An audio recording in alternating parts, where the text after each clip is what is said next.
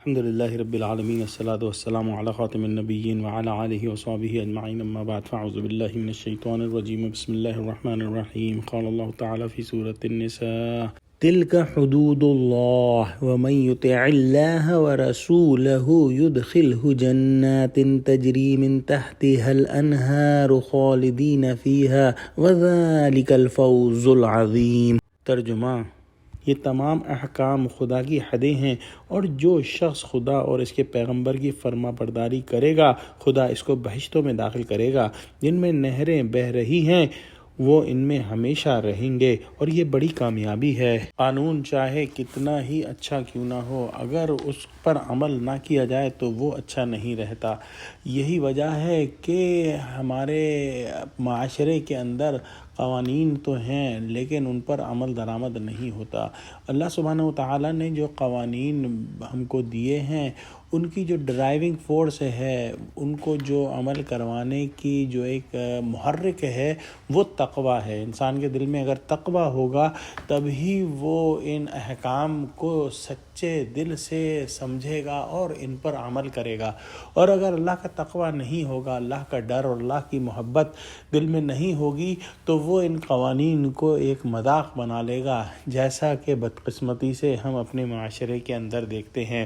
اللہ سبحانہ وتعالیٰ نے میراث کے حصے بیان فرمانے کے بعد احکام خداوندی پر عمل پیرا ہونے کی تاکید فرمائی ہے، اور ارشاد فرمایا کہ جو کچھ اوپر بیان ہوا یہ اللہ کی حد بندیاں ہیں، اور خدائے پاک کے قانون کو توڑنا اور حد بندیوں سے آگے بڑھنا بغاوت ہے، اور قانون کی پاسداری کرنا اور اس کی حفاظت کرنا اللہ سبحانہ وتعالیٰ کی رضامندی اور اس کے انعامات حاصل ہونے کا سبب ہے۔ فرما برداروں کے لیے باغ ہیں جو دار النعیم میں ہوں گے، ان میں ہمیشہ رہیں گے۔ ان باغوں میں داخل ہو جانا بہت بڑی کامیابی ہے۔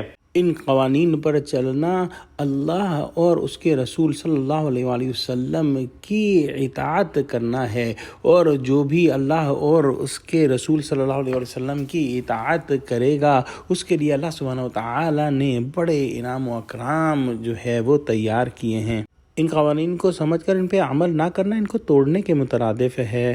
ہم دعا کرتے ہیں کہ اللہ سبحانہ وتعالیٰ ہم کو قرآنی قوانین کو پڑھنے، ان کو سمجھنے، ان پر عمل کرنے اور ان کو آگے پہنچانے والا بنائے، تاکہ اللہ کے جو وعدے ہیں وہ ہمارے لیے جو ہیں وہ سچے ثابت ہوں، اور ہم ان وعدوں کے مصداق پر پورا اتر سکیں۔ بے شک اللہ کے وعدے تو سچے ہیں، لیکن ہم ان کے مصداق پر پورا اترنے میں کوتاہی کر سکتے ہیں۔ جو بھی اللہ سبحانہ وتعالیٰ کے احکام کو پڑھ کر سمجھ کر ان پر عمل کرنے والا بن گیا تو وہ اللہ کی رحمت سے ان جنتوں میں داخل ہو جائے گا۔ یا اللہ ہم کو ان خوش نصیبوں میں شامل فرما لے، آمین۔ وآخر دعوانا الحمدللہ رب العالمین۔ السلام علیکم ورحمۃ اللہ وبرکاتہ۔